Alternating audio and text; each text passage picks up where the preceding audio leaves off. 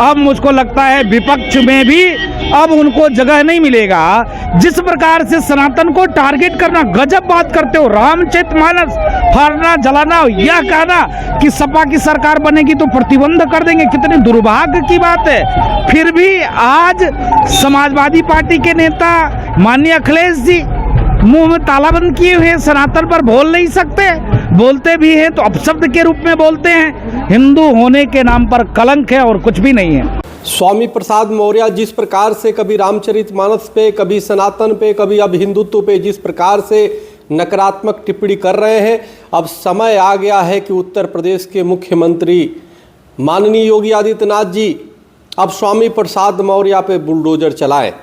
आखिर बुलडोजर कब तक शांत रहेगा? इन्होंने एक जिस प्रकार से बोलने की एक नीचता तक गिरते जा रहे हैं, इससे स्पष्ट हो चुका है कि स्वामी प्रसाद मौर्य की पाप का घड़ा अब भर चुका है। अब उस घड़े को फोड़ने की आवश्यकता है। समाजवादी पार्टी के नेता स्वामी प्रसाद मौर्य का मानसिक संतुलन बिगड़ चुका है और वह उनको खुद ही नहीं पता लग रहा है कि वो बोल क्या रहे हैं। एक तो कहते हैं कि हिंदू एक धोखा है, दूसरे तरफ वो कह रहे हैं कि संघ प्रमुख मोहन भागवत कह चुके हैं कि हिंदू नाम का कोई धर्म नहीं है, जीने का तरीका है।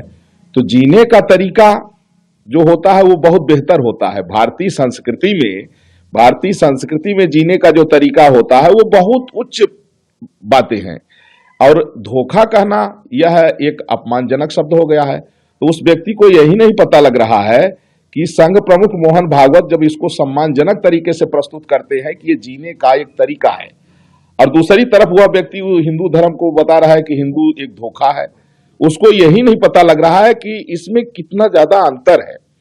तो इस व्यक्ति का मानसिक संतुलन बिगड़ चुका है।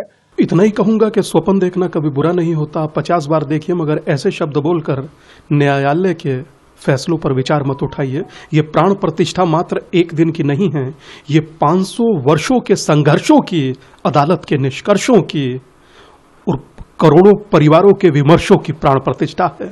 जब आप इस प्रकार के शब्दों का इस्तेमाल करते हैं, मैं समझता हूं कि करोड़ों लोगों के हृदय पर वज्रपात करते हैं और आप वज्रपात कर एक पार्टी के नेता बने रहते हैं। मुझे दुख होता है, आप अपने पांव के नीचे की जमीन खिसकाते जा रहे हैं, मगर हाँ, आप अपने अब शब्दों से बाज नहीं आ रहे।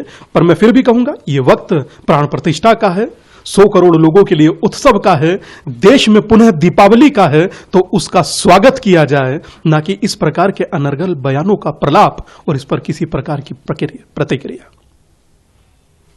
सर, एक विवादित बयान दिया गया है हिंदू धर्म को लेकर, क्या कहेंगे उसको लेकर?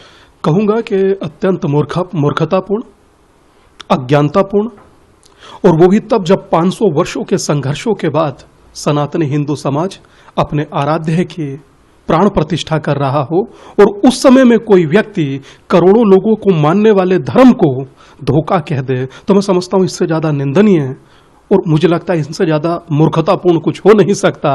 और वो भी तब जब वो किसी पार्टी का नेता हो, समाजवादी पार्टी का नेता हो, और स्पष्टीकरण देकर के ये उनका व्यक्तिगत बयान है, ये मुझे लगता है कि अपना पल्ला झाड़ने जैसा है, परंतु पल्ला जड़ेगा नहीं।